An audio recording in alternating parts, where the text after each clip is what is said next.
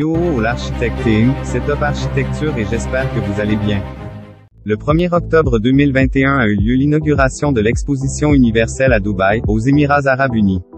Mais avant qu'elle ne se termine, c'est-à-dire le 31 mars 2022, nous allons jeter un coup d'œil sur les pavillons les plus remarquables.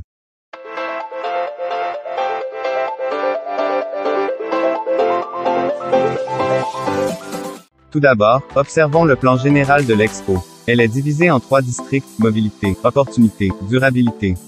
Elle fait 438 hectares en termes de superficie et son plan général a été dessiné par le cabinet Adrian Smith & Gordon Guild. L'expo comprend également le parc Al Forson, avec l'Opéra 360, et le parc Jubilee, avec le Water Feature et la tour d'observation Gardens by the Sky.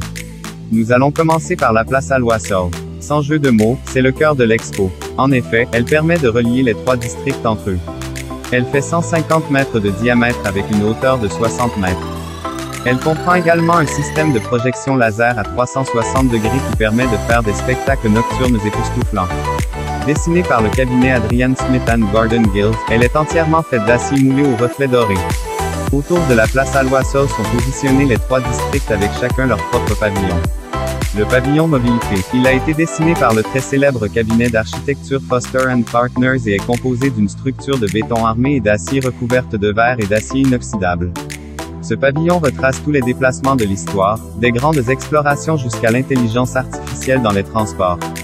Il comprend également une longue piste de 330 mètres de long en partie souterraine et en partie à ciel ouvert qui permet d'assister à des appareils de mobilité de pointe. Fait intéressant, le pavillon mobilité détient le record du plus grand ascenseur du monde, qui peut accueillir jusqu'à 160 personnes en même temps. Le pavillon durabilité, c'est le pavillon le plus écologique de l'expo, avec sa structure en forme d'arbre composée à 97% d'acier recyclé ainsi que de pierres locales. Dessiné par le cabinet d'architectes britannique Grimshaw Architects, il fait 135 mètres de large et est recouvert de 6000 mètres carrés de cellules photovoltaïques superposées à une fine couche de verre. Le pavillon durabilité expose les différents enjeux environnementaux de la planète. Ce pavillon comprend également un système complexe de recyclage de l'eau. Mais cela n'a rien à voir avec les e-trees, des sortes d'arbres en fibre de carbone de 15 à 18 mètres de diamètre qui, recouverts de panneaux solaires, suivent le soleil tout au long de la journée et permettent ainsi au pavillon durabilité de produire sa propre énergie. Le pavillon opportunité. Avec ses auvents en maille et en acier flottant à 32 mètres au-dessus du sol, il expose les différentes opportunités au cœur du développement, les différents horizons pouvant s'ouvrir aux individus et aux communautés. Dessiné par le cabinet Agi, il a été conçu comme une grande place publique, s'appuyant sur l'histoire urbaine des places à travers les millénaires. Maintenant que vous en savez plus sur les 3 principaux pavillons, nous allons commencer notre top 15.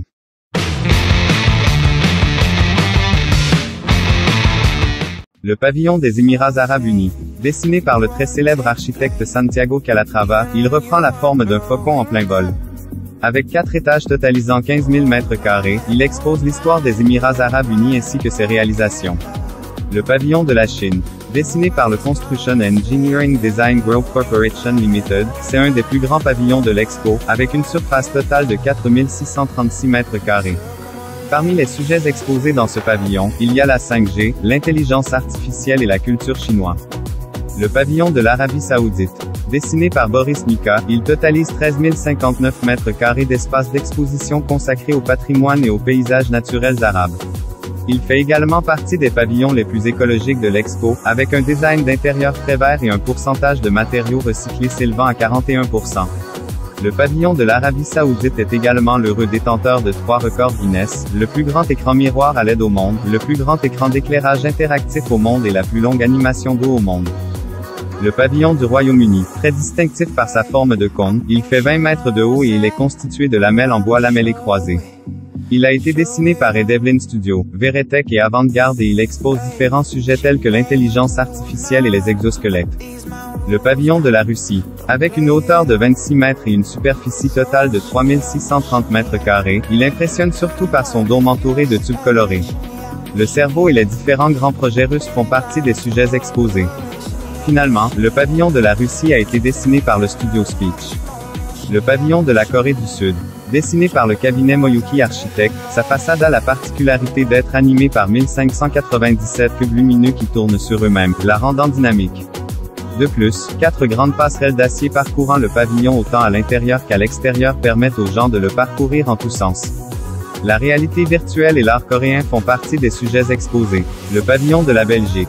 Dessiné par Vincent Camigo, ce pavillon se distingue surtout par son arche en planches de bois lamellé collé et par ses balcons végétales accueillant, au total, plus de 2500 plantes, arbres et arbustes.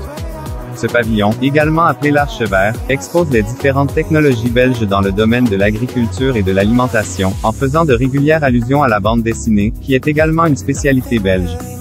Le pavillon du Koweït, dessiné par l'architecte Marco Pestelosa, il se caractérise par sa façade aux reflets dorés et aussi par le gros entonnoir au sommet du pavillon qui réfléchit la lumière du soleil et symbolise la nature et l'énergie du Koweït. Dans ce pavillon sont exposées la notion de développement durable et également l'histoire du pétrole au Koweït. Le pavillon des États-Unis, il se distingue surtout par sa façade mêlant motifs en forme de mouche arabien et étoile et par la réplique exacte de la fusée Falcon 9 de SpaceX exposée dans la cour adjacente. Dessiné par le cabinet Woods-Bagot, il expose diverses inventions américaines liées à la mobilité, notamment l'Hyperloop et divers concepts cars et autres vaisseaux spatiaux. Le pavillon du Japon, dessiné par l'artiste peintre Yuko Nagayama et l'agence d'architecture NTT Facility, il impressionne surtout par sa façade représentant des arabesques et des motifs origami qui se reflètent dans le bassin situé devant le pavillon. Dans ce pavillon se trouvent des espaces d'exposition sur la culture et les traditions japonaises, ainsi qu'un avant-goût de l'Expo 2025, qui se tiendra à Osaka. Il s'y trouve également un espace d'immersion avec de la fine brume et des écrans interactifs. Le pavillon du Canada, dessiné par le cabinet Moriyama et Teshima, il se distingue surtout par sa forme circulaire représentant les tambours traditionnels amérindiens, le tout enveloppé d'une structure diagrite de bois représentant les mouches arabiens arabes et les paysages canadiens. À l'intérieur de ce pavillon se trouve un théâtre immersif à 360 degrés présentant l'histoire, les paysages et les innovations canadiennes. Le pavillon de la Norvège. Dessiné par Rintala Egertsen et fait à 80% de matériaux recyclés, ce pavillon a comme unique sujet d'exposition les océans, plus précisément en Norvège, qui est une nation océanique. Le pavillon de Singapour. Ce pavillon 100% écolo est entièrement végétalisé et son électricité lui est fournie par des panneaux solaires. Dessiné par le cabinet WOA, il expose, entre autres, divers éléments en lien avec la vie végétale, tels que les forêts tropicales et les cités-jardins. Le pavillon de la Slovénie. Dessiné par Magnet Design, il se distingue surtout par son énorme parapluie en bois semblant flotter au-dessus d'une canopée végétale. Dans ce pavillon se trouve une projection à 360 degrés montrant les paysages slovènes et l'importance de la nature, de l'héritage culturel et de l'innovation dans ce pays. Le pavillon du Brésil. Il a été dessiné par 3 studios de design brésiliens, JPEG.art, MMVB et Ben Avid. Il se compose essentiellement d'une structure en acier blanc sur laquelle est tendu un fin tissu blanc. À l'intérieur du pavillon se trouve un bassin d'eau représentant le fleuve Amazon. Tout autour sont projetées des scènes représentant la biodiversité amazonienne. Nous allons terminer avec la gare de métro de l'Expo qui se caractérise surtout par ses 2 grandes ailes en bois s'élevant au-dessus des voies. Et voilà, c'est la fin de la vidéo. Si vous l'avez aimé, n'hésitez pas à mettre un pouce bleu et, si vous aimez l'architecture, abonnez-vous.